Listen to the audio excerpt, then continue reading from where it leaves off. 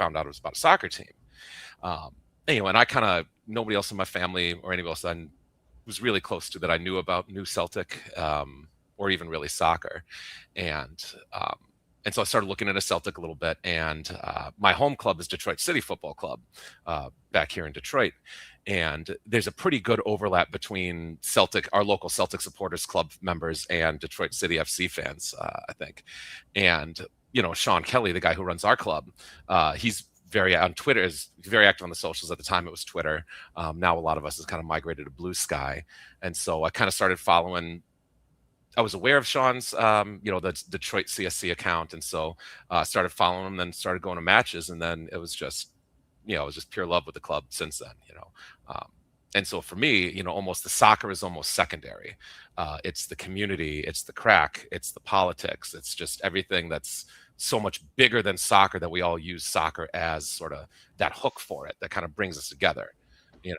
I feel like a lot of guys, we need like something to do to bring us together, because we can't just like hang out in a room together. We need something like a podcast to bring us together with like soccer. So I know I'm guilty of that. And so that's kind of, Celtic is kind of how I find that community that I need. No, it's true. And it's kind of similar in the way and that I started, Chris started, and like we, got into it through social media, those initial connections. And then it's like those events, like we met you in Philly, it was like, probably 3-4 years ago for the first, it would have been 2000. I don't remember what it was. I remember walking around doing a bar crawl with you. Yeah. Parts of it. Yeah. So, and that's what it's all about. Like you said, it's the community of it all. And we get together, and sometimes it's, just a drink, but other times it's getting together to raise money for charity stuff, which I know like Sean he's really good at, getting that up and running up in Detroit. And you got, like, I tell him all the time, like he's done an unreal job, like getting that club rolling to, make it something big. And it's, young guys, girls, and diverse, like too, like, so like more probably diverse than any other supporters club over here in the States. So, so you contribute to that too, I'm sure, like with, all the involvement that happens over there. So have you been like with the club Detroit CSC from the beginning, from the initial, like, were you there the first year? No, so I've only been there for about, I think I joined during this, math is hard, but like during the second or third year, I guess that would have been. Okay. We're going on our fifth year. I actually got, I think it would have been 3 years ago was that first Philly Feile, that where I met, I think, most of you guys at. And then I found Celtic, like, I think I started going to matches maybe 6 months before that. Okay. And so it was a pretty quick snap decision for me so I kind of got involved pretty quick. What up? Big ups. So just looking at the comments. So I got pretty involved pretty quickly. I'm not, I don't, it's about a 45-minute drive for me, so I don't go to every match. But I just love my people. So, and it is, we really do have something really special in Detroit. It's I think a lot of people, we've kind of talked about this on socials a little bit, Shawnee, where it's like, for some people, Celtic is about like Guinness and leprechauns, but for some of us, it means a lot more. And that's, that's what it is for me. And I think a lot of us in Detroit like to cultivate a lot of that. Yeah, absolutely. Jim, can you give us a reminder on your Celtic origin story? Just because I know it's been a while since you've been on, so it's new listeners all the time. So it's kind of an old story and a newer story. Grew up playing and in mostly an Irish community, so I was aware of it early on. And then you get married and have kids, and you have other priorities. The club here started in '97, so it's older. Almost exclusively expats. And, once my kids got a little older and I had a little more free time on Saturday morning, started attending Sunday or Saturday services. And so been pretty involved since probably 2010 or so. Our club has, changed like a lot. We have made a real effort to bring people in, younger guys and girls, because that original crew is now in their 70s and even 80s. Um, and like many places, as you know, Sean and Chris, we bounced around to a number of bars back in the satellite days before we got to where we're at now, which is PJ McIntyre's, the best pub in the city of Cleveland. And we've been there since 2012. So I do the socials, I do the Facebook page, I do Twitter, I do Blue Sky. I kind of just took it on because I felt like it needed to be done, which I think is what so many of us do. And it's been good. It's a sense of community, like Kyle said, that's very important to me. Yeah, and I always rave about your club because you first time I was there, you treated me, and every time I've been there, but first time particularly, I felt like my family was with me, like, and just treated like a king. Like, you're walked in the door, and I had never met you in person, and just like big giant hug the first time I see you, and you're buying my beers all morning, and like just very welcoming. And yeah, we really make that effort. I know I really make that effort. And I think in most places in the States it's like that. I had somebody from Galway's watching. I had a very bad experience in Galway. I walked in and like everybody patently ignored me, while we watched Dundee beat Celtic 2-0 in October. But so I think it's important because that's how you build, right? That's how you build the club. Yeah. Oh, absolutely. And I know me and Dr. J's in the comments. Still mad he got COVID and missed out going to Cleveland for our big party. And me and Chris and we ran some of the Detroit crew came down, like Sean and Wes and a couple other guys. I don't remember their names, and then we met up with Bobby and Jason from Cleveland, and it was just bar crawl weekend. Chaos. Yeah, and ended up with us beating the Huns at Ibrox. And I think it was like early April, so right around this time kind of match, and kind of sent us on our way to the title that year. Cameron Carter-Vickers scoring the winner. I totally remember that, and like hungover as hell after a Saturday of I think it was Saturday, drinking all day with you guys. And I remember you, Jimmy, walked in, like we were supposed to start the bar crawl at 4, and then me, Chris, Jay, and Bobby met up at noon, and you walked in like to the fourth bar. Like, oh shit! Like, it got ugly.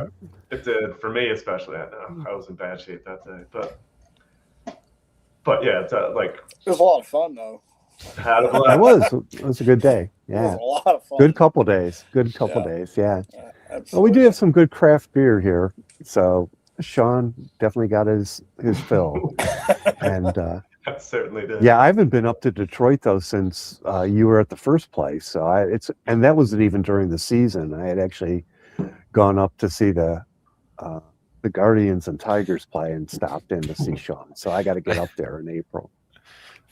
Look who's in the comments. Hi, Jess. So those of you that were at the Pittsburgh Feile, so I had ordered her engagement ring on Etsy, and it came during the Feile in Pittsburgh, and so I was just everybody would listen like, guess what I'm doing this on Monday when I get back on Sunday. And it's so for me kind of, and everybody was just like so happy. And there's this couple that was there, this older couple, I forget their name. They were so great to me, but several pops deep, and I'm already bad with names. And I was leaving that last night. They were like, "Hey man, good luck." No, good luck. She said yes though, so it worked out. Congratulations. Thank you. But yeah, so now Celtic is kind of part of our story, and it just her ring just happens to be green and white. The one she picked, she wanted a green sapphire and moissanite, so a little more, little Celtic colors there for her. So nice, awesome. Yeah. Big up, Strange Love. Yeah, Strange Love is always on with us. Yeah. And we got a lot of people in the comments right now. Sean, he's been on the show with us. Good dude. Good Irishman.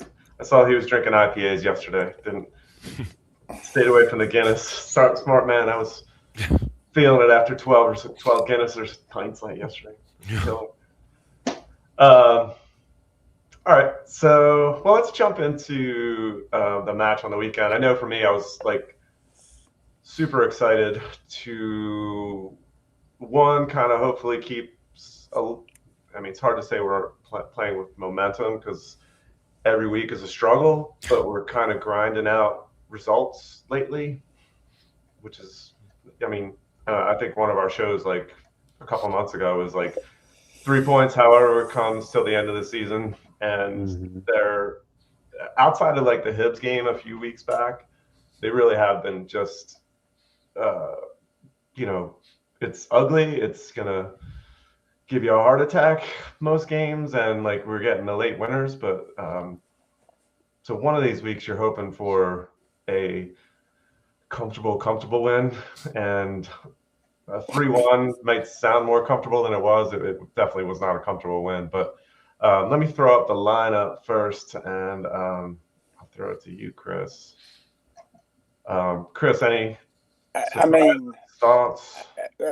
Ox starting was kind of a whatever, and then with McGregor being out, I don't feel like we knew exactly what the extent was going into this one. We just knew he was going to be out.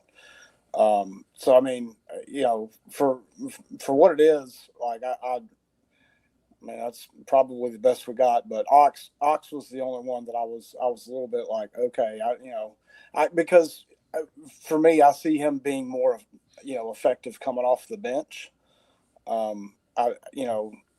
There's a certain mentality of knowing that like you've got the last 30 minutes to like really put your shift in, and I don't know if that's where he's at or he's still able to go 60, 70 minutes. So that's kind of my only real issue, but it is what it is. Yeah, I would kind of throw Tenecti into that category too. I think he's probably at least lately has been more effective in that sub role, coming on at 60 minutes and then being able to run at the defense, maybe a little bit more of a tired defense, and he's been more effective. Like Philly, he just has been getting just double teamed and closed out of game. Like he just is a non-factor when he starts. How about you, Jim? Any surprises, thoughts on? Well, I mean, it was, Araujo was a miss, and that was kind of unexpected. And so you throw Donovan on and kind of hope for the best. But yeah, it just shows really how thin, the bench is when you're starting players like that. But, it was kind of like fingers crossed, and we'll hope for the best and see if we can grind a win out, which they did eventually. Mm-hmm. How about you, Kyle? Yeah, I mean, it worked out in the end, obviously. But I mean, I think a lot of what I've seen out of this game is like what I've been seeing all season, where it's just lack of fundamentals. Passes aren't getting connected right. You'll have just passes into the box and then the guy gets immediately collapsed on, which should have been really easily foreseeable. I'll never shit on 3 points, but at the same time, like, it's like what you were saying, Shawnee. Like they made it look hard. They made those 3 points look difficult. Yeah, I mean, Motherwell definitely, and I think like in our discussion later, we're gonna kind of talk about the manager search, and like part of it is like, could this manager be successful for Celtic? But the way they play, I mean, they're enjoyable side to watch, and it made for an enjoyable game to watch. It wasn't, and it really hasn't been all season. Like we've gotten used to those games, like when we played Motherwell and Dundee and St. Mirren, where it's just 10 guys behind the ball, and it's just us just passing it back and forth and trying to break them down, and it's not as fun to watch. Like teams are actually playing football in Scotland this year. Even the teams in the bottom six, they're I think a lot of teams are realizing, like, if you come out and press us and try to control the ball and take it to us, like you can have success that way. And we're not as strong a side this year as we have been in years past, which that makes a difference. But it was a entertaining game. I mean, Motherwell had a lot of the ball, and I think ended up with like close to 60% of the possession, which again, like is just weird watching the Celtic team not have the ball when you're playing anyone outside of Rangers really in Scotland. But so the game started off at that time, but at the same time, Motherwell, I don't think really created a ton of chances with all that ball that they had. We got an early chance, which didn't really amount to nothing, and it was Negrin like right on the edge of the probably 6-8 yards out, like a little bit inside the penalty spot, just comes right to him right in front of the goal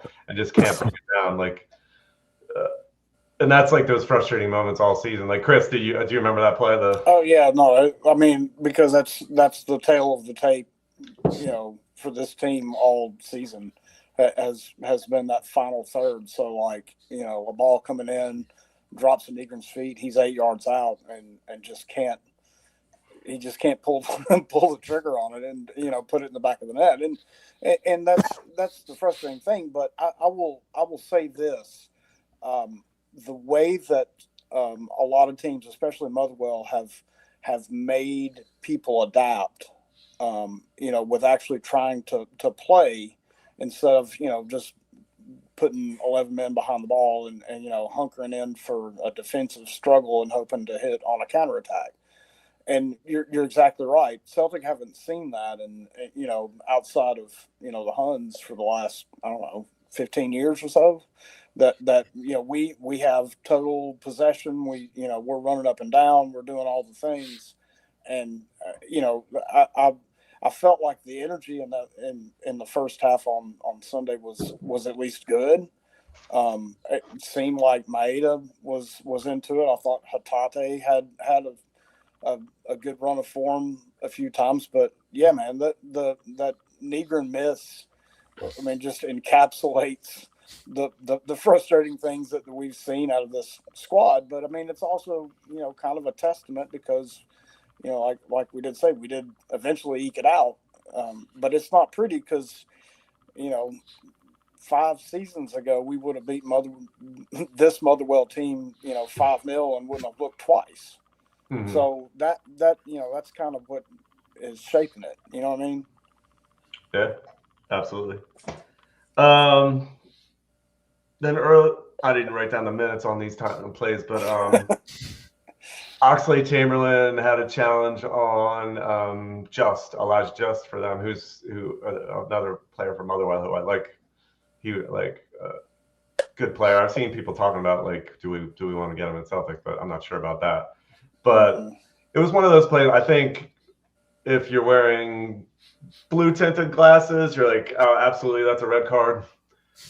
They didn't really give it a lot of looks. I was watching on Celtic TV. You might have gotten one view and then one maybe quick replay on it. So I didn't get a really good look at it. But Jimmy, do you remember the play? Did you think anything beyond a yellow card? No, I didn't think much of it at all until afterwards when I saw a lot of commentary. Like it should have been a straight red. Well, I mean, our place was a bit of a zoo, so we couldn't even hear the audio because it was the Saturday before St. Patrick's Day and Six Nations and GAA and everything else. So it was noisy, so I didn't really hear the commentary, but I didn't give it a second thought till I read about it afterwards. Right. I did try to give it a look because sometimes you just see the reaction and how the player reacts to the challenge. But in the 2 little looks that I saw, I think a yellow, but just the caution I think is fine. So, but again, it really could have changed the complexion of that game to think that Motherwell, I mean, they were pretty much in a lot of control of the ball. Like for us to lose a guy that early would have made it really tough to get a result there. Then I'll take you to the next talking point. Oxlade-Chamberlain again, but shot from outside the box. Motherwell keeper gets a little touch on it off the bar, and it just rolls across Oh my God. the goal line. Kyle, did you want to take us through that one? It's like, I don't know how that didn't go in. It's just, I think it probably like, it's like if we're playing American football, that's absolutely breaking the plane. That's a goal all day. But like, it's like, I don't think you could have that's like something out of a movie, it's just dribbled right along, just heartbreaker. Get out of here. Well, the Celtic TV commentary is like, that's a goal. That's a. I'm like, no, it's not. Probably the rest of us on our couches too. Dr. J says no red card for Oxlade-Chamberlain, and I tend to agree. But and we'll get to there's a red card VAR issue later on in the game. We'll get to. I'm sure we'll have a different opinion on that one. But so yeah, that's another one like that. So like Chris said, like when Negrin misses that chance, and you're like, and then you actually really get a good. I mean, that great hit from Oxlade-Chamberlain, and you're like, that's the shit that you just need to go in to get control of that game, and it didn't. Yeah, that's exact. I mean, it's just it continued. Basically, is all I'm saying. I mean, it's so frustrating when you've been crying out for all season for things to just sink. All everybody's firing on all cylinders, and yeah, I mean, it was a great shot. But I mean, to be fair, the Motherwell keeper made a hell of a save on it too. So he did. He got a touch. I mean, you've got to at least acknowledge that it was a good play, as frustrating as it was. Yeah. But yeah, to go back, I didn't think it was a red card either. On Ox, it was a yellow at most. I wouldn't even have booked him. But that's the thing he brings. Like, I think at the same time, like you did see it a couple times with Jim just pinging like long balls across the field, like on the money. And that shot right there, when he's lining it up, I'm like, oh shit, this is going in. Like, because he's going to put it on goal.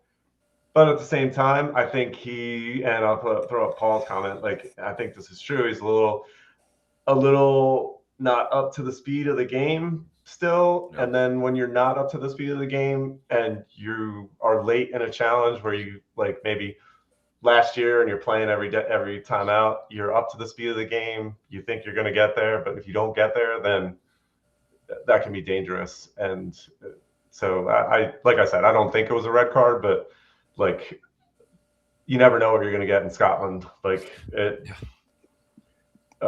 with beaten refereeing, and I thought he was. And you know me, like I'm not one to complain much about refs. I can usually find a way to at least rationalize what they're doing out there. But him on Saturday, I thought was very almost outwardly anti-Celtic in terms of just giving every little foul to Motherwell, letting that same little stuff go against us. I don't know. For me, that I thought, and then we'll get to the play later in the game. To not see that play when it's right 5-10 feet in front of you, right in front of you, is a little I think suspicious, but we'll get there. I'm looking forward to that part of. I want to talk about that play, but all right. Yeah, this is what I always say at Dr. J. Sean, as a ref myself, that's my line. So then Motherwell scores on 32 minutes, I think it was, right around there. And it comes from probably multiple people at fault, but Sinisalo playing a ball to Hatate right at the edge of the box with a Motherwell defender right on him. So I you can kind of put half the blame on probably both of them. Sinisalo probably shouldn't have put him in that spot. Hatate probably needs to be tougher on the ball, but I don't know, Jimmy, if you want to take us through that play there. Yeah, it was disappointing to say the least. Hatate though he's been better in recent weeks, it still gets bullied off the ball quite easily. Yeah, I And still thought he was good on Saturday. Yeah. Other than that, Cinesalo definitely didn't do him any favors to give him the ball at the top of the D like that. So yeah, kind of an avoidable goal, like so many of Celtics goals against, especially early in games are. So yeah, it puts you in a hole right out of the gate, and that's disappointing. So you got to come back again. right? Mm-hmm. But I did see. I think we have 4 wins from being behind in the league this year, which is more than anybody else. But so as poorly as we have played, this team I do think has, and we talked about it like that. There's like a heart or some kind of championship quality or something that like they're able to kind of grind those results out, particularly lately. Maybe not so much in the beginning of the season, not so much during the 8 games of Wilfred Nancy. Like we weren't, getting those late results that we've been getting with, and I mean, mostly under Martin O'Neill under both spells. So maybe it's him that is the I think it is. common denominator of that the issue. So behind on 32 minutes, and it was a nice goal again. That was Just who went from a leg-breaking challenge from Oxlade-Chamberlain to scoring a goal and still play. Everybody, that's what everybody was saying. Like Oxlade-Chamberlain hurt him. I think, but he ended up going another like 70 minutes after that play, scoring a goal, and a nice, well taken goal from beat Cinesalo to the short side, which I don't think probably Cinesalo was probably thinking he's going to try and go across goal with that shot. But 5 minutes later, we get an equalizer. Chris, do you want to take us through Yang Gang? Chris, you're muted. I have a train. Jimmy, do you want to take us through the goal? Yeah, it opportunistic. I didn't think he was going to get there to get that rebound. Same here. But he's quick, if nothing else. And to his credit, he had a nice low shot, which is perfect, and put it right in the corner. So yeah, that was much needed for a guy that has taken a lot of criticism for a number of reasons, just like the rest of the team, so inconsistent at times. Mm-hmm. Well, that was me. I had something in the morning, so I couldn't watch live, and I'm watching the game a few hours later, and I'm doing my live blue skying, you say live tweeting, live posting on Blue Sky, me watching this back 3 hours later and bitching about Yang's performance in the first 35 minutes. I'm like, Yang's been shite so far, and then literally 30 seconds later, he scored a goal. I'm like, I'll take credit for that, even though it didn't happen live when I'm making that post. But and then he ends up getting another goal later. But we'll get to that one later. But yeah, that was huge. That was huge, and it just kind of brought us right back into the game. And I think gave us a little more. Like I thought we were a little more lax in pressing in those first 30 minutes or so after that goal, and then particularly then into the second half, we got even more effective with the press and shutting Motherwell down, because then you can't really think of a lot of chances that Motherwell had, other than the goal. But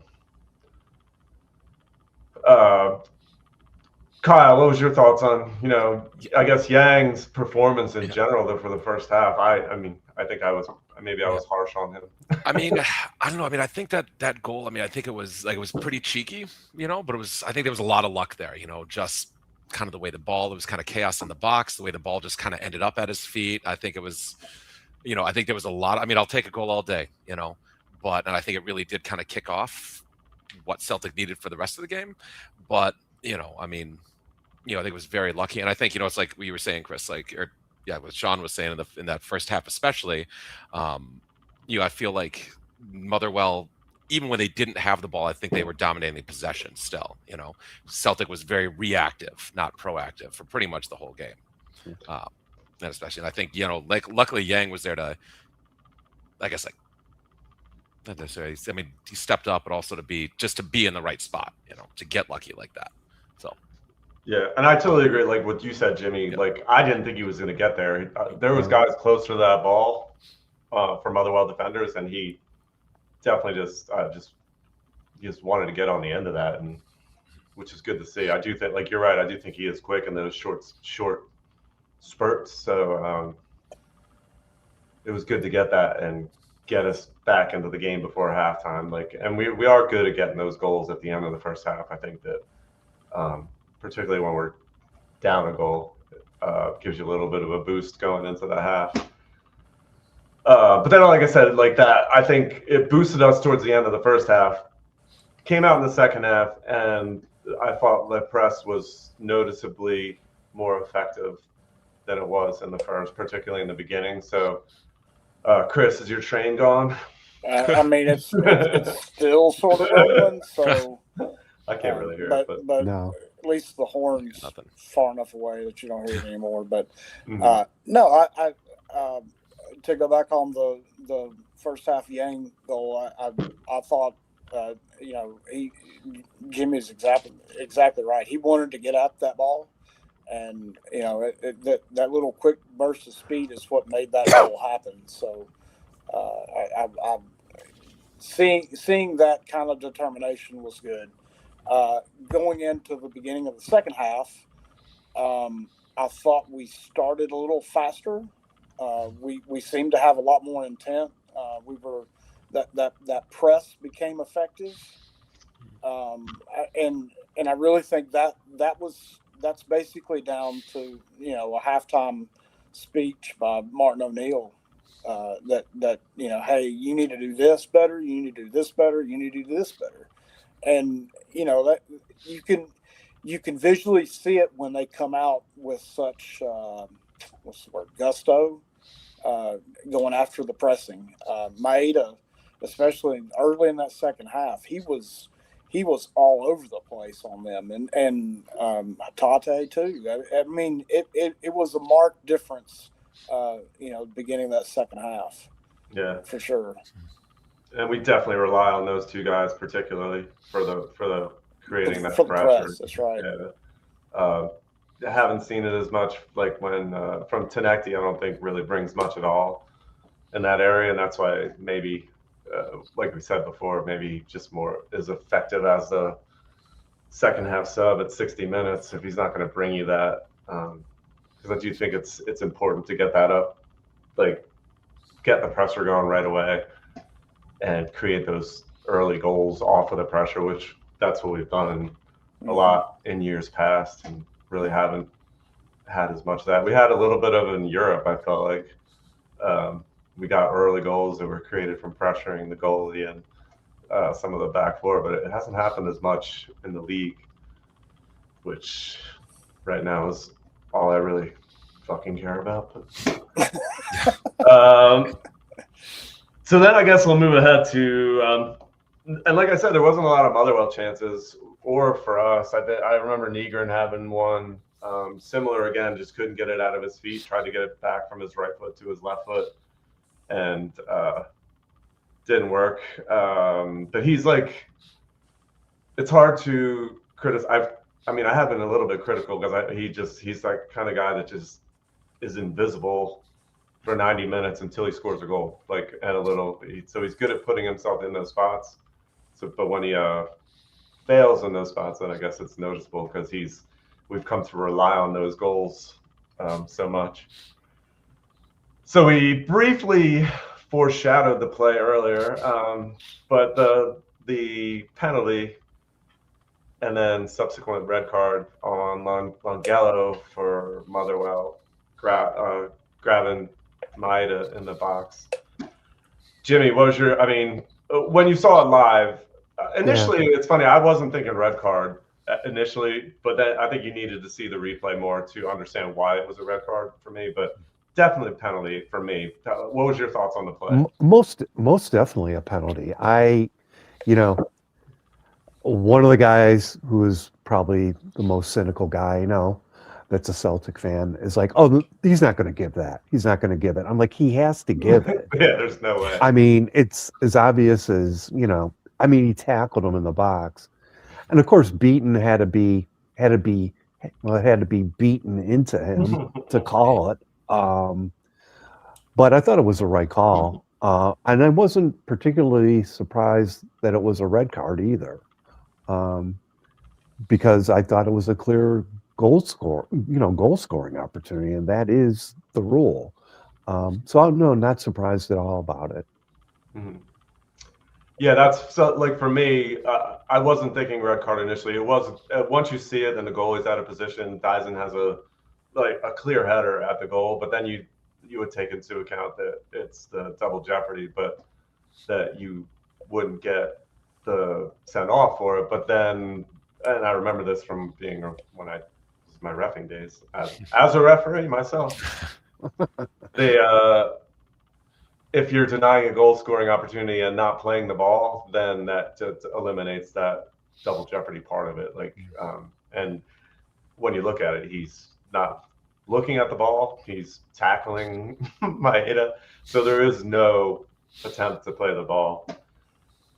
Chris, what about you? Thoughts? Did you? I mean, I'm sure. I mean, I thought it was a penalty, but like Jimmy said, I didn't think he was going to give it. I mean, he had to be convinced. I mean, it took all of one replay for me to go, he grabbed him and tackled him. Like, he had his arm all the way around Dyson Maeda, all that pretty gray hair that he's got. Like, he tackled him straight in the box. There's no way that that's not a penalty. Yeah, but, obvious penalty. And until I saw the one angle, or, you know, when I saw the one angle where there's the clear goal scoring opportunity, that's when I saw it, you know, being a red card. But I mean, he didn't want to give it. I mean, that was obvious that he didn't call anything on the field. So, but no, it was clearly a red card. Penalty. I mean, was dumb. Yeah, and that's one of those. I like watching that Willie Collin VAR show, and I think hearing the discussion between Beaton and the guys in the VAR box, I think would be very interesting. And I know there was some audio that was like released already, but I to get more of the in depth, I'm very intrigued by that one to see what they were actually talking about and how much they actually had to convince Beaton to actually look at it and give the red card and everything involved in that. I enjoy that. I don't know if you guys watch that YouTube show. It can be entertaining. Like it just goes over, and it's not just Celtic plays. Sometimes it's other games, but it's interesting how sometimes I don't understand I don't see how they come up with the plays, but it's a interesting show. It's only like a half hour long, like once a month. So they're drawing the lines. It's worth a look, yeah. Not like the lines last week, chalking off Dyson's goal, which was ridiculous. Oh, jeez. So I mean, I think we're all in agreement that, you know, penalty and red card is right, and I kind of was expecting that. But Shpancharas comes up and steps up to take the penalty, and again, like, I mean, I've said it, we've had a few penalties over the last few weeks, and it's a bizarre feeling to have Celtic guys putting away penalties like consistently. Like, Kyle, how do you feel? Like, how did you feel when Shpancharas stepped up? I felt confident. Yeah. Like, I mean, it's always such a crapshoot whenever you do a penalty kick, you know. But in the moment, it felt pretty good, and I think it is telling about this team that 2 out of the 3 goals came after that red card, right? And so, but I do think that, yeah, I mean, it was a solid goal, you know, that PK shot, solid, you know, there's no doubt about it. Yeah, he does look confident taking a penalty. Chris, how about you? Were you confident when he stepped up? I mean, Maybe You've watched Celtic before? maybe. I want to believe that there's a player in Big Tam, but I've not seen it enough. And outside of the penalties he's taken, like I don't know how many goals he's got. It can be more than one or two. So He has one other one besides. Yeah. So he took it cleanly. I'll give it that. So I mean, if he can consistently do it, then I'm fine with it. But it is kind of weird. But I've got to see the proof before I buy the whole thing. Yeah. So then now up 2-1, 70-75, probably by the time it's expanded, like we got a good 20 minutes left in the game. And then, so you're down to 10, they're down to 10 men, you're feeling a little more confident, and then hopefully get a goal so you don't have to have another heart attack for the last 5 minutes of the game. Because Motherwell, I mean, when even down a man, they did have the ball a little bit, not a ton. So we were in somewhat control of the game. And then we get that goal to give us a 2-goal advantage on like the around 80 minutes. And again, Yang. Jimmy, you want to take us through Yang's second goal? Other than the penalty, Big Tam didn't do too much, but he did occupy 2 defenders on that long ball, which enabled Yang to get on the end of it. And it scored a really nice goal. I mean, nice control and nice controlled finish. So yeah, that was an excellent goal and a nice assist from Sinisalo too. On kick out. Yeah. Opposite foot, it was left-footed goal too for Yang, which seen that a lot. And it's funny. I was listening to. We've had James from the Huddle Breakdown on with us a bunch of times, so I was listening to his Huddle Breakdown podcast today, and I thought the same thing when I was watching. He said, "Did anybody else get the Tony Watt versus Barcelona vibes on that goal?" And everybody else in the show was like, "No, I don't know what you're talking about." I'm like, I said that right when it happened. I was like, "Yeah, I'm totally with you." Like, but it bounced over Xavi's head, and the same thing, just that weird bounce and falls right onto Watt's foot, and Yang played it perfect, like ran onto it and left foot goal right over the top of the keeper, right down the middle. Cool finish, and we need that. We need somebody like, imagine if that fell onto Dyson, what how that would go. Or Johnny Kenny. Yeah. I mean, I'm dying. I love Dyson. I'm dying for him to like get a goal because I think it could. He needs to go back to being bald. Yeah, that's what we keep saying. Get his shots back. Just scares his kids. He's got to decide whether he wants to scare his kids or score goals for Celtic. So now we're up 3-1, 80 minutes. Feeling good. I have to go back to like the top. Like under Martin O'Neill, I think that was the first time we've had a win over 2 goals or something. Somebody said which is just crazy. Like when you think of Celtic over the last few years, like I'm not gonna be able to find the comment. We have a lot of comments. I think what the comment was the first 2-goal win since the last time Martin O'Neill. Yeah, last time Martin O'Neill. So it's been a while. We'll tell you something. Right. I'd be curious to see how many 2-goal losses we've had in that time, though. We've had a few. Yeah. I think. Well, I mean, not in that Martin O'Neill time. The Hibs game was 2-0, I think, wasn't it? I think. Yeah. That's what we wish we had back. Yeah, that's the game.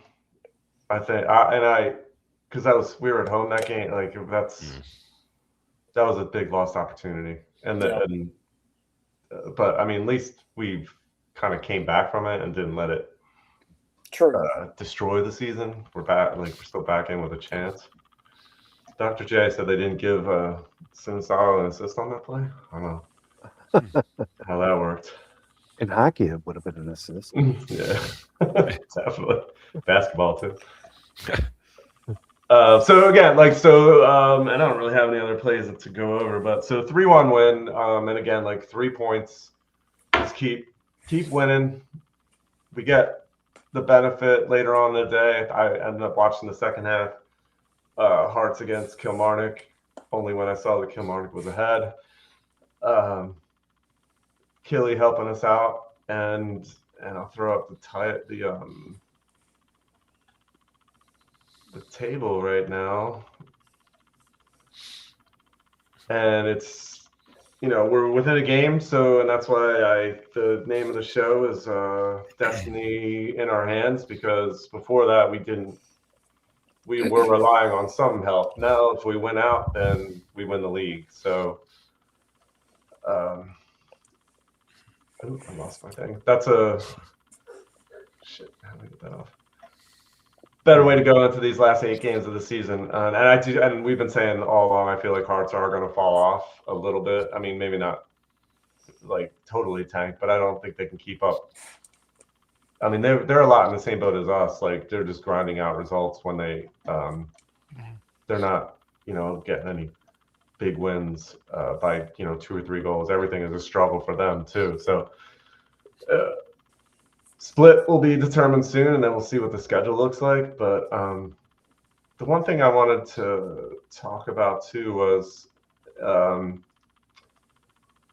way Motherwell plays, and we talked about it right at the beginning. They, entertaining style. And this season doing a lot with not a ton of resources. Just a couple of games ago, they were only two right. Well within the kind of title race, 2 or 3 points back of us, and then another point or so back beyond Hearts. And they've lost their last 2, but their manager being mentioned as a possible candidate to replace Martin O'Neill. Chris, I'll go to you. How do you? It's a tough spot because he plays an entertaining style of football. He's done a lot with a little bit, done a lot with not a lot of resources, but can he do it at a big club that expects to win every time? We don't know, but what's your thoughts? He's a good manager. Seems to be a good manager. This is his first season at Motherwell, so we're basing this off of his performance this season at Motherwell, right?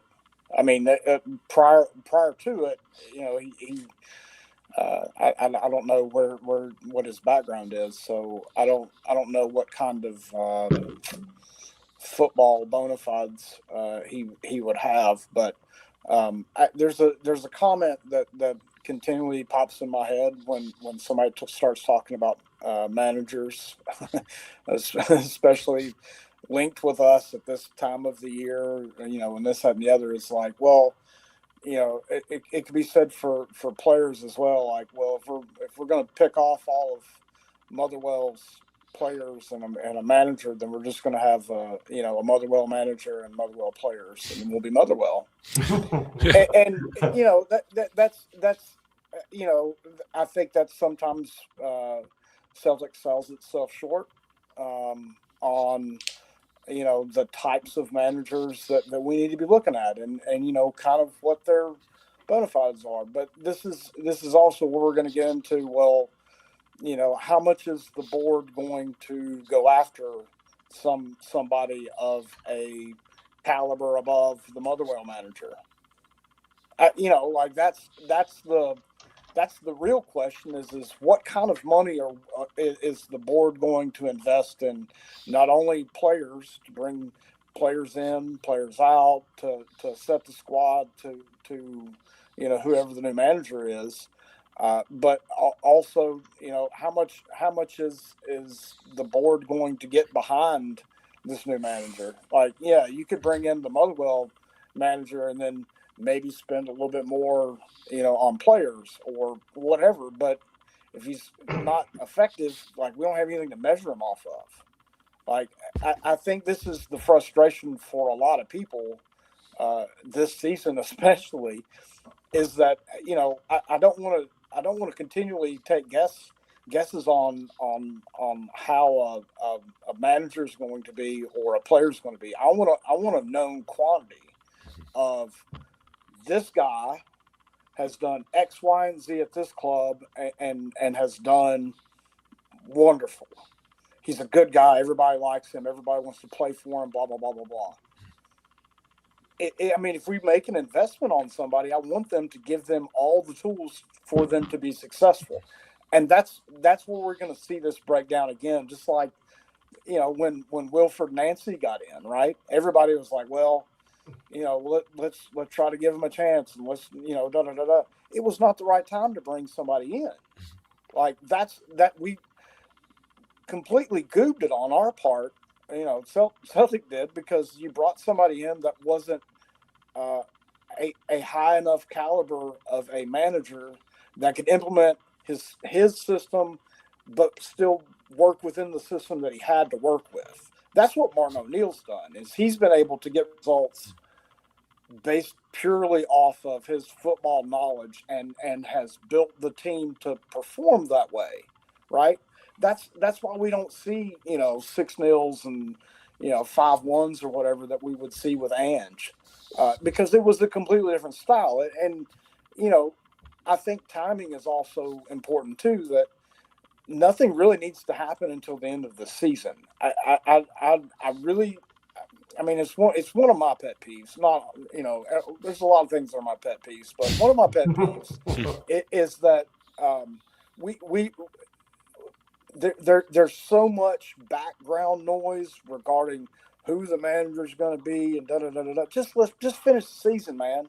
Like I don't want to hear players coming in or who we're linked with as far as man, because it's all just distracting noise. We focus on the next match, and then we can build Martin O'Neill statues. Right, and then we can worry about who we're going to bring in. But I think that linking us to a manager that has a very unknown quantity about him, I think it's dangerous. Yeah, I mean, they probably, after the Wilfred Nancy, whatever happened with that may make them a little more averse to making that kind of move. But yeah, like, I don't know. Is that all do we have any other options? Like, does how poorly this season has gone, and do managers who might come in here see what has happened this year, where we've had 4 managers, you know, I mean, one guy twice, but and they don't feel like the board is investing in the team on the field. Do you want to come here? And then are you stuck with a gamble like a Motherwell manager who, you know, on the surface does look like you said, plays entertaining style and has played us off the park at, like Sean put up a comment, played us off the pitch at Fair Park before Christmas, and it's true. Like, that was one of the worst. I haven't seen Celtic get dominated in the league.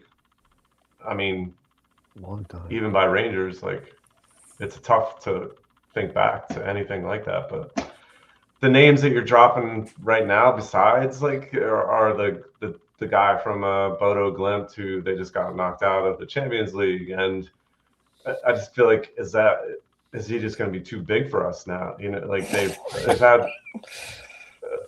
They've had a success for years now, and peaking now this year, making it to and performing well in the knockout stage of the Champions League. Like, is that? I mean, it's sad to say. Like, is that too big for Celtic now, or is it Robbie Keane, which that'll turn off a large section of the Celtic support, with him being a former Maccabi Tel Aviv manager. I don't know. It's a tough spot, but it's something to be thought about. But I agree with you, Chris. Like, the focus needs to be on, like, win the league, get our Martin O'Neill statues up everywhere in Scotland and Ireland, and I might put one in my backyard if he wins the league this year, because like if we somehow win the league this year with with this side, with the way we have played all season, like make that man a saint. I can wholeheartedly agree. Yeah, Kyle, how about you? Any thoughts on? I know it's tough, like because I know it's tough. You don't see, and I'm so focused on what's happening now, but it's I'm with Chris. I mean, so I feel like all the teams that I'm fans of, like soccer, football, American football wise, it's just a coaching distraction, like I'm a University of Michigan football fan, which has famously just had just a disaster of coaching, and so it's like, I would like to have one team that I follow where it's not just the coaching carousel and just a distraction, just finish out the league with Martin O'Neill and then see if we can just get the board to spend some money next year, just because whatever Martin O'Neill's doing at the moment, it's working for what we have right now. And especially this close to the split coming up, you don't want to, even if it is an improvement, are they going to have time to get it together to adapt to that coach and the players and the pieces that we got to make something happen in the last, what do we have? 4 games before the split? 3 games before the split. Yes, we got 9 games total. I mean, I don't see what a new manager is going to do with 9 games left, Right.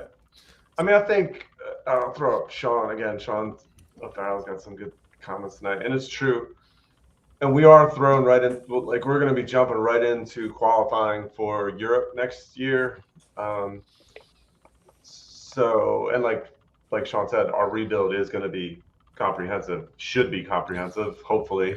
So that new guy will need to be in the door. Yeah. And so maybe like now, maybe you do have to at least identify those guys who you might bring in, but I don't know, somehow you have to separate it from the playing side, coaching staff now, and like it needs to be, and knowing our board, they'll fuck up that part of, and it'll somehow create tension with the current manager and current playing side but hopefully not. But then maybe that's me being too negative. I'm trying not to be negative because I'll throw up like some of the comments earlier, and I do like plunge.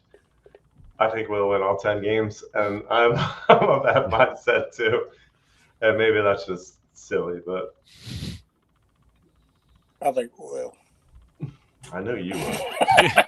We're gonna win every game from now on 2-0. Absolutely. There you go. But yeah, I would take that. It's the only way to fly. Just 2-0, man. That'll be great. We're down. So let me play a quick clip from our sponsor before we move on. Every life is full of stories, and we all know someone whose story should be preserved. That's what an audio memoir is, a record of you or your loved one's life stories, family anecdotes, and poignant memories. We will talk online and then edit the recordings into episodes, accompanied by family photos and contemporaneous images of the past, creating an enduring audio-visual experience. Links can be shared with friends and family, both near and far, who will delight in hearing their loved ones' priceless stories in their very own voice. For the participant, this can be a touching, nostalgic reflection. For friends and family, a unique and precious gift in the present, and even more so in the future, where their voice, their laughter, their love can always be there. We all know someone who deserves an audio memoir.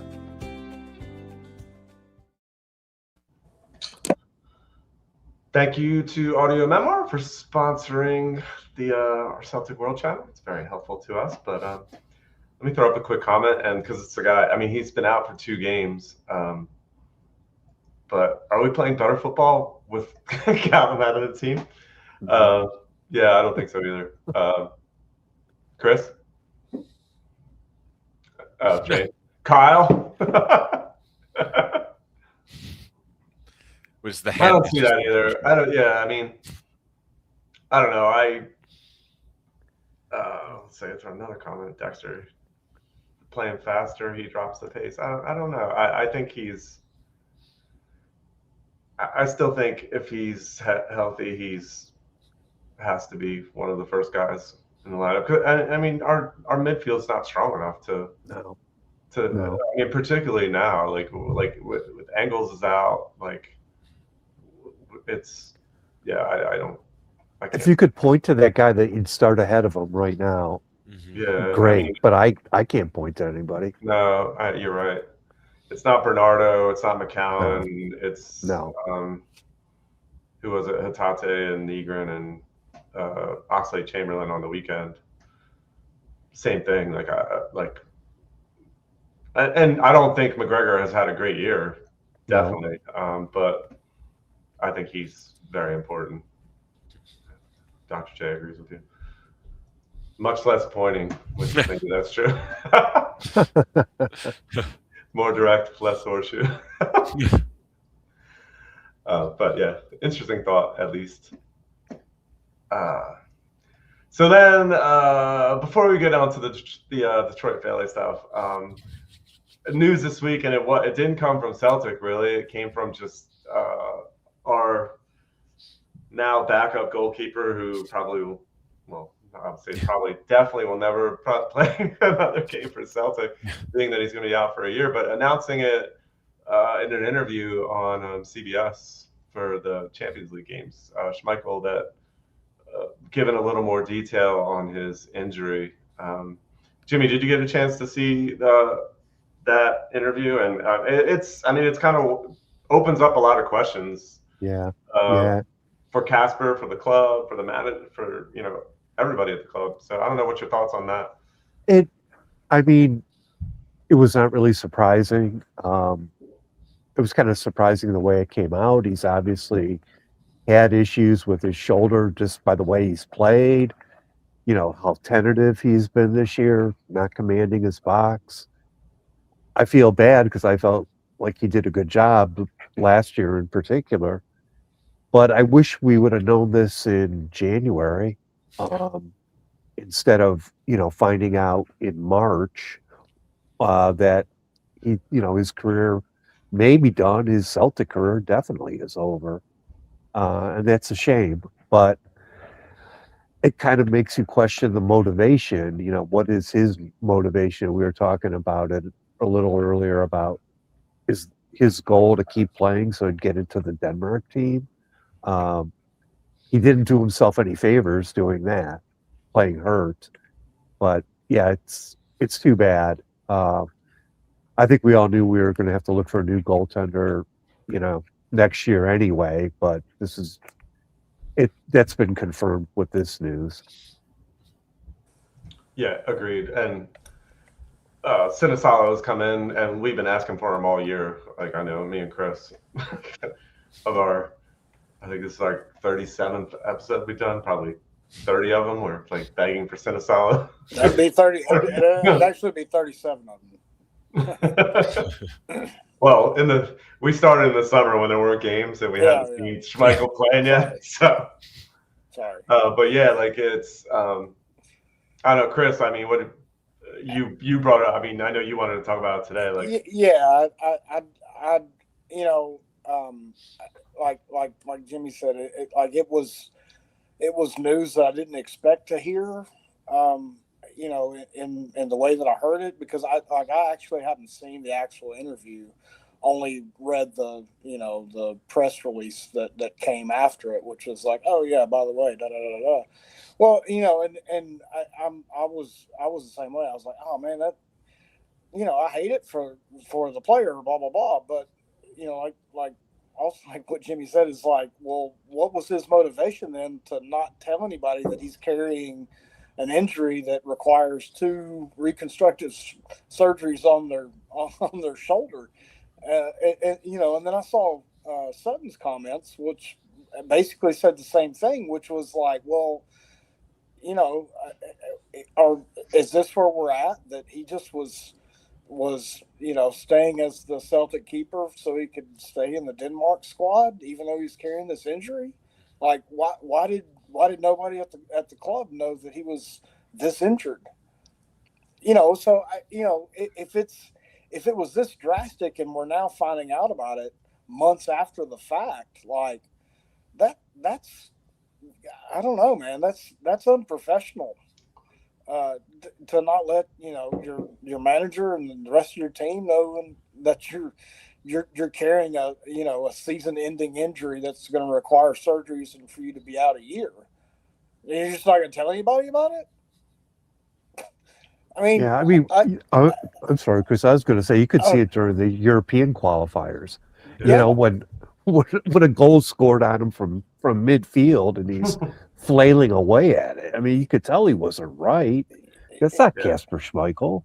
Yeah. But they kept playing him at Celtic Park. Yeah, that's true.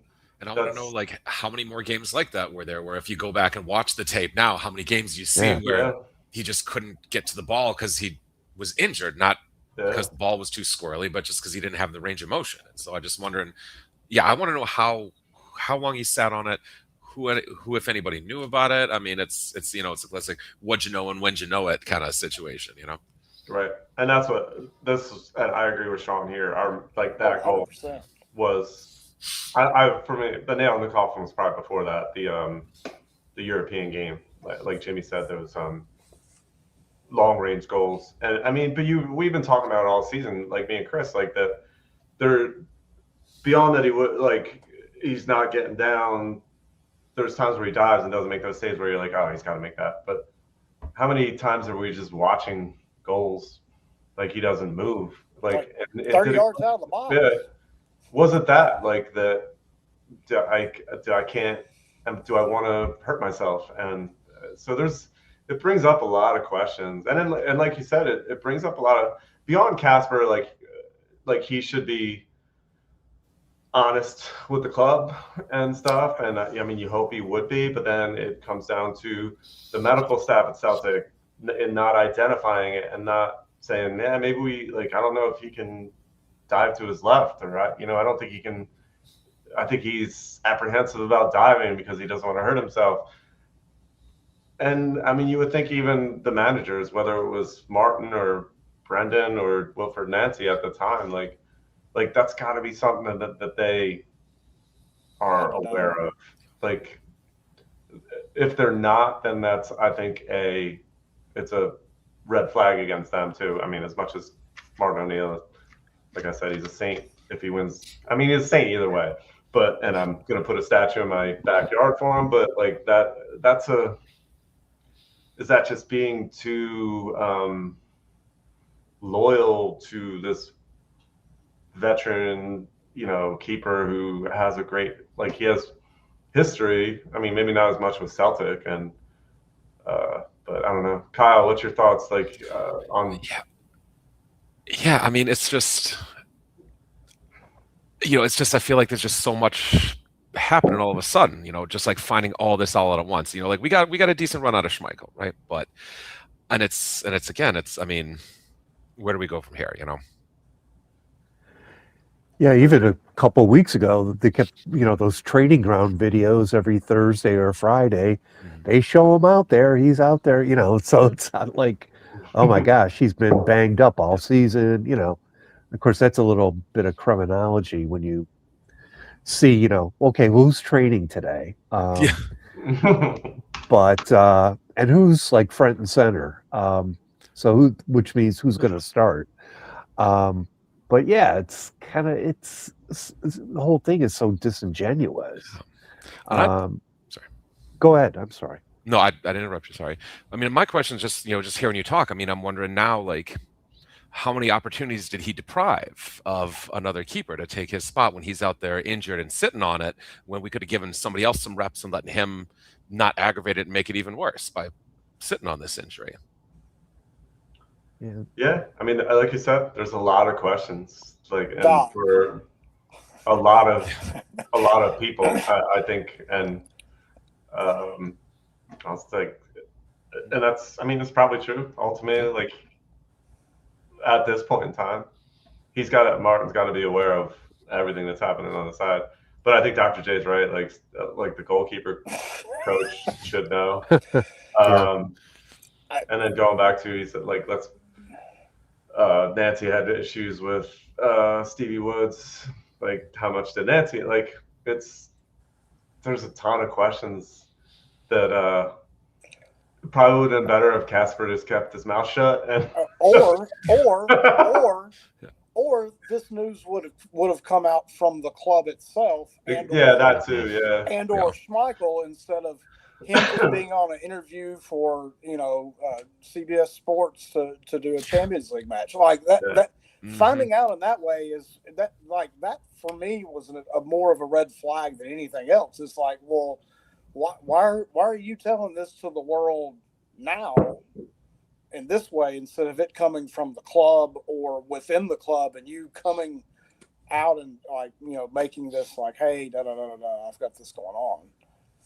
Yeah, like that's the squirrely part for me. So Sinisalo, I mean, that's our keeper from now, definitely. And I don't think he did much wrong outside of, like we talked about, the play on Saturday against Motherwell, putting Hatate in a bad spot. But he didn't really have much work to do. But then but then he should have gotten an assist with Yang. So that's right. Yeah. Can we call the official score like in baseball? Yeah. Get that changed. Yeah, so I mean, hopefully it's not something that kind of festers a little bit. Like Chris said, we need no distractions from. I want good positive energy. Right. That's what I want. No, I agree. And so those distractions with who's the new manager going to be needs. I mean, we can talk about it, but you don't need it to infect the playing side and agreed, the coaching staff, anybody like that. But it's this whole season. It's that there's so many questions about how poorly this club has been run, and that's why we're in the boat now, and where we're in. We're in second place, getting closer to getting into that first spot and winning another title. But it's been a fight. It's been a fight, definitely. But all right, well, let's finish up with something positive then. I feel like we should be positive. We won. Yeah. We won last weekend. Casper's ruining it for us.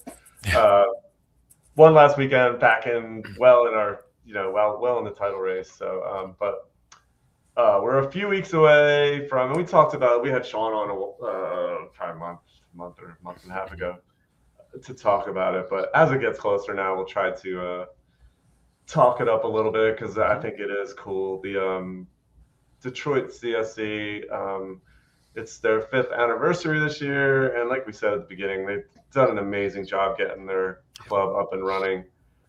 So to have a little party to celebrate them seems fitting.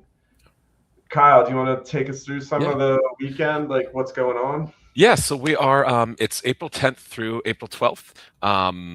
And if you've never been to a Feile, it really is something special. It's my Gaelic is lacking a little bit, but it's a Feile is the Irish word. I think it's gathering, something along those lines. And so it's we have Friday night, so we're starting with music and food at Nemo's in Corktown, followed by the Corktown Bar Crawl, which is a fantastic old Irish neighborhood in Detroit. It's got a lot of Cork after County Cork. And so it's got these, great, brick streets and a ton of Irish bars and other bars. I'm assuming it's Peter. I saw earlier on the Nashville CSC in the comments earlier talking about how it's the longest St. Patrick's Day parade, which, Detroit does have a really great Irish community. And so we do have a lot of that Irish spirit. In it. So we've got that Friday night, the Corktown Bar Crawl. Saturday, it's just all soccer all day. So we've got the Celtic match in the morning, and we've got the Detroit City FC match in the evening. And then Sunday, we're doing a goodbye brunch, and then we're taking a sort of a little walk over to the Spirit of Detroit statue. It's the guy doing sort of that classic Art Deco size, big symbol of Detroit, the Spirit of Detroit statue, and then sending people on their way. Nice. If we have, we're at Detroit CSC on all the socials, Twitter, Blue Sky. If you Google Detroit CSC Feile, I don't know how this platform works to drop the link directly to the Feile website, but that'll take you there. If you RSVP to the website, we would, for one, I'd appreciate it, help us work out numbers, but that's also how you can get discount tickets to a Detroit City FC match. Okay. I think tickets normally, like I'm a season ticket holder for Detroit City, so I don't know what the regular tickets cost. I think they're about $30 these days. So even without a discount, it's already pretty cheap. We're encouraging people to bring their flags. Detroit City's got a pretty good supporter section and a pretty good supporter culture. So I'm excited to see everybody with their various CSC flags flying them at the city game. That'd be awesome. So that'll be pretty great. Cool. So we're doing that. We've got Sean got us a hotel block at Trumbull and Porter Hotel, which is this really nice. It's a really nice little boutique hotel right there in Corktown. There's a booking link for that on the website. Okay. I'll throw all that stuff up. Perfect. And like for the next few weeks, I'll definitely get those. I'll get those links up, and we can throw them up on screen too. And we'll try to. We got a few weeks now so we can. It's coming up though. Publicize it. You're right. I think today's the 18th, so like about 3 weeks, I think. But yeah. But no, like if you've never been to a Feile, I don't know all you fellas have been to the Feiles, but it really is something special. Like I've met all of you at Feiles. I ran into I ran into Peter from Nashville at the Detroit St. Patrick's Day Parade at the Feile. And it's just the community again that comes back to, Thank you. And so, it's like I'm meeting, I wouldn't be on this podcast if I haven't met you guys at other Feiles. I wouldn't have, Absolutely. I wouldn't have friends all over the world if it wasn't for the Feiles, and I feel like it really, it's one thing to, watch the games at home. It's another thing to watch it at your local supporters club. It's another thing to get with your supporters from around the world, like it's not Feile related, but it's kind of general Celtic related. I was at, a couple years ago, I went to see my second time to Ireland when I was already an established Celtic fan. I went and watched a match with the Cork in the Cork #1 CSC, and I was chatting with a woman and whose cousin I found out he used to live 100 yards from my house here in Ypsilanti, and so just you really appreciate just how massive a club Celtic is when you get to the Feile. And since we all live in the 2026 hellscape of capitalism, of course I got to rep the merch a little bit. We've got some pretty fantastic 5th anniversary. That's a new one, man. It's a nice one. We did. You get the mirrored version of it and a little far away. Nice. But no, it's got the it's got the seal on there. It's got sweet. I have 2 Detroit CSC scarves hanging in my bar already, so. I don't have the black one that you guys do. I have like the silk one and then probably the original one.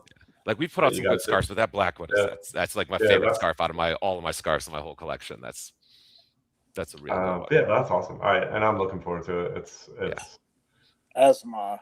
Yeah, we're really happy to host people. I'm excited to show people off the city of Detroit. I feel Detroit is such a really underrated town, and I feel like it gets a bad reputation. But I feel once you get there, it'll be, you'll appreciate it the same way I do.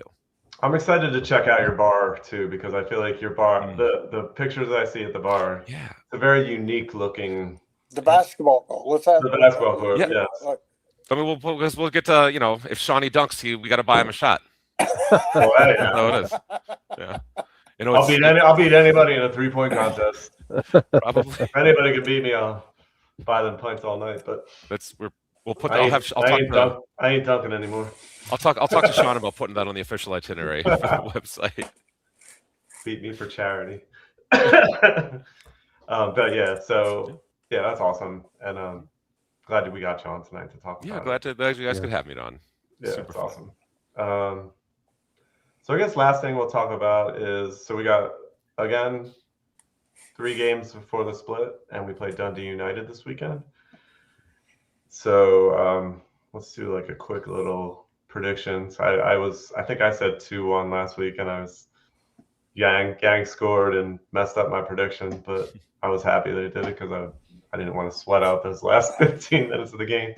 But Kyle, predictions for Sunday. I think they play on Sunday, right? This week. Yeah. I think it'll be a tight game, probably, 2-1, 2-3, Ugh. something like that. But I mean, I it'll don't like the be, sound of that. hopefully they start to iron some stuff out. Hopefully there's not too much weird. I think I'm worried about just kind of just weird attitudes in the dressing room with the coaching and the keeping Okay. issues. But so, yeah, I'm hoping, it's a little cheeky victory here. San Fran Celtic. I'll take that all day. We haven't seen that in a while. Jimmy, how about you? It's at Tannadice, right? It's at Tannadice, Yeah, right? yeah. Revenge for that December they beat game. us there Yeah, too. That's right. yeah. I think 3-0 Celtic. Ooh, man, it's been a while since that too.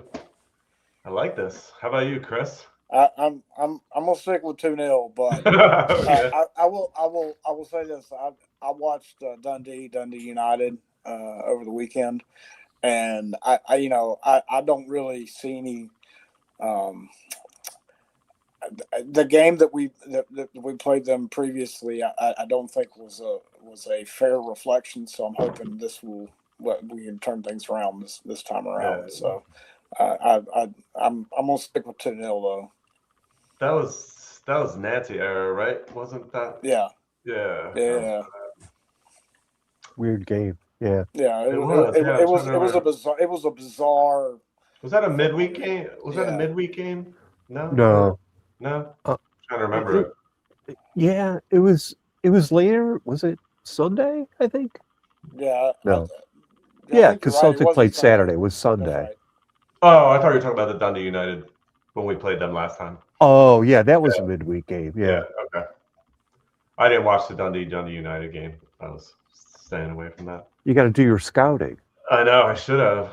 I wish I would have. I mean, I'm surprised that I did it, to be honest. Yeah, that's not like you. Usually when I say I'm watching Hearts, you're like, what the fuck are you doing? Yeah, I'm like, no, I switched over to Bundesliga at that time. But let me throw up a couple comments. David, I was drinking with David last night for St. Patty's Day for a little bit. We were watching Ray Coleman. He's a big Benji Negron fan. I think you could throw out Benji Arthur now as I'm seeing a little bit of a stud defender.